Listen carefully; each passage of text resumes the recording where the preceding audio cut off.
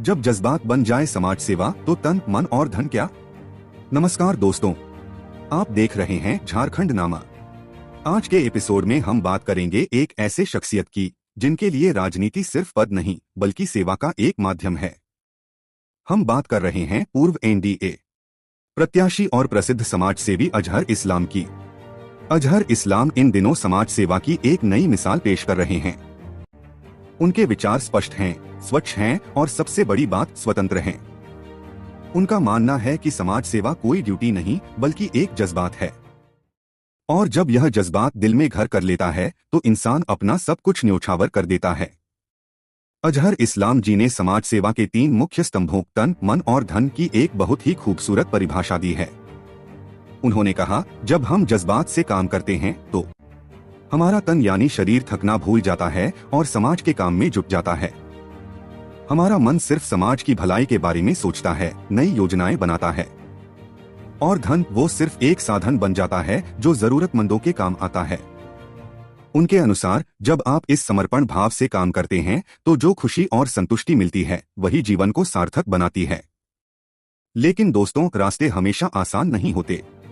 अजहर इस्लाम का सफर भी चुनौतियों से खाली नहीं रहा है। कई समस्याओं और यहाँ तक की साजिशों के बीच भी उनकी समाज सेवा की रफ्तार कम नहीं हुई बल्कि और तेज हो गई है। जहाँ लोग उम्मीद छोड़ देते हैं वहाँ अजहर इस्लाम ने लोगों को जिंदगी को पुनः जीने की उम्मीद दी है। उनकी सबसे बड़ी उपलब्धि यही है कि वो जनता के भरोसे और उनकी संवेदनाओं पर खरे उतरे हैं। आज अजहर इस्लाम सिर्फ एक नाम नहीं बल्कि एक सकारात्मक बदलाव का प्रतीक बन गए हैं। उनका जीवन हमें सिखाता है कि अगर नीयत साफ हो और हौसले बुलंद हो तो समाज में बदलाव लाया जा सकता है। तो दोस्तों, ये थी कहानी जज्बात के समाज सेवा में बदलने की।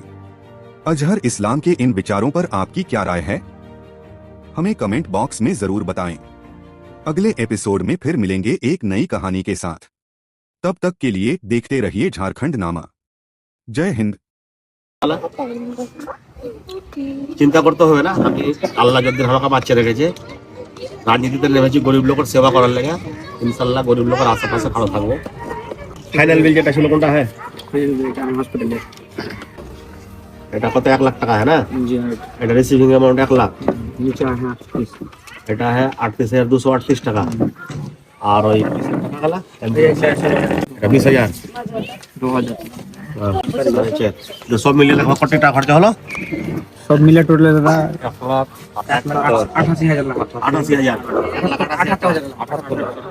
কম্বল টম্বল হাজিরে বাড়তে আছে? সূত্র তো অসুবিধা নেই তো? আর ভালো করে খেয়াল রাখবে তো। হ্যাঁ, এটা ওই টেস্ট এবারে টেস্ট করে অন্য হসপিটালে দিলাম তো বিল দিয়ে 9,000 টাকা। আর এটা হচ্ছে তোর 700 টাকা। 9,700 টাকা।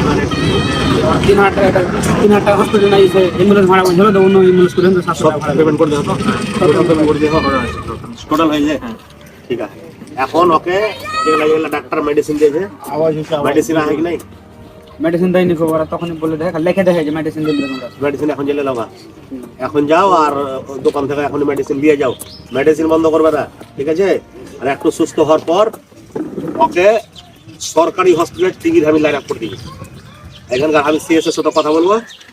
টিভির যেটা স্পেশালিস্ট যাচ, মানে টিভির ট্রিটমেন্ট সরকারি হসপিটালই হয়।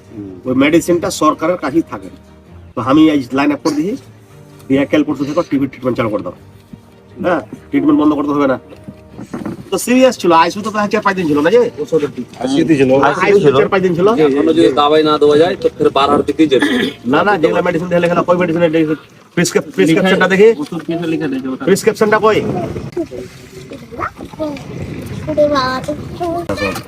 ভাই রেখে দিলাম, ফোন করে ওইখানে ওষুধ লিখে দেবে ডাক্তারে, তো কোন তারিখে আছে देखिए सिस्टम इसका नाम লেখা হবে যে ওই ছোট কাগজে, ছোট কাগজে এটা লেখা। ছোট কাগজে এটা তো পিছন সাইডে डिस्चार्ज समरी।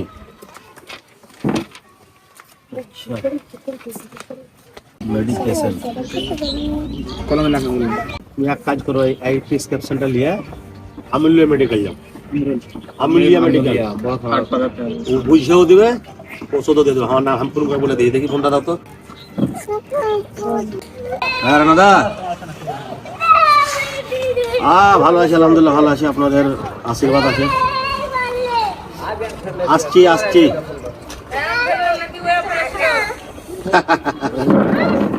দাঁড়া, শুনেন না,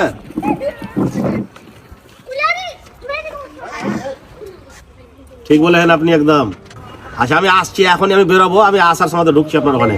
শুনেন না দাদা, বলছি আমার একটা ওই আমাদের একটা ওই একটা ছেলে এসেছিল পেশেন্ট, আর খুব অবস্থা খারাপ ছিল, হ্যাঁ সিরিয়াস অবস্থা, গরিব ছেলে ছিল, বাপ নাই মা নাই কেউ নাই। ওকে আমি 1,80,90,000 খরচা করে ঠিক করলাম। এখন ডাক্তার কলকাতা থেকে ডিসচার্জ করার পর অনেকগুলো ওষুধ লিখেছে, ঠিক ওষুধ ওখান থেকে দেয়নি, তা আপনাকে প্রেসক্রিপশন পাঠাচ্ছি আমি দিয়ে, ওষুধ যত যা জীবিত ওষুধ লাগবে ওষুধটুকু দিয়ে দিন, আপনি বুঝিয়ে দিন কেমন করে খাবে, হ্যাঁ আর আমি ওটা পেমেন্ট করে দেখি আসছি দিয়ে। তাহলে ওষুধ টিকলে লগা ট্রিটমেন্ট চালু করে দাও নাকি? চিন্তা করবা দোকান ঠান্ডা গেলে যেটা বলছে সোনার স্ত্রী দিকে যায় না, গলি থাকে ওই গলিটা হ্যাঁ হ্যাঁ হ্যাঁ, বাবা ওখানে যে গলিটা ঢুকে তার আগা দিকে বাঁ দিকে ওষুধ দোকান খানা নেই মেলে বড়, চিনলে তো ঠান্ডা লাগে। ছোট ছেলে পেলে কাপড় টাপড় ছেলে পেলে আছে নাকি? কাপড় ধরে আছে, সরম করিও না। কিছু জামা কাপড় দিয়ে পাঠাবো, ঠিক আছে? তোমাকে লিয়ে দেবো আর বেডি দুটো সোয়েটার মোটা গেলে হয়ে যাবে। কম্বল টম্বল বাটা হবে না, কম্বল পারবো পারবো বাকি আর দুটো করে দেবে, বাকি আমার কাছে কয়ে গেলে পাবলো নেই, তখন আমাকে কেউ নেই বুঝলে? বাবলু না তো বাবলুর বস আছে, লাও এটা টাকাটা রাখো, তুমি দুধ আর ডিম খালা কত হবে ফের ফোন করবে, হ্যাঁ আর ধরো নমাজ রোজা পড়বে আর ওখন নমাজ পড়তে বলবে, ঠিক আছে? বললো তো নমাজ পড়তে বলে নমাজ পড়, আল্লাহর গা দুয়া দরদ করবি। ধরো রাখো তোমরা দু বহিনে খানা, হ্যাঁ যাও। চেহারাতে ক্রিম লাগাও না, চেহারা ফেটে ফেটে দিলে যা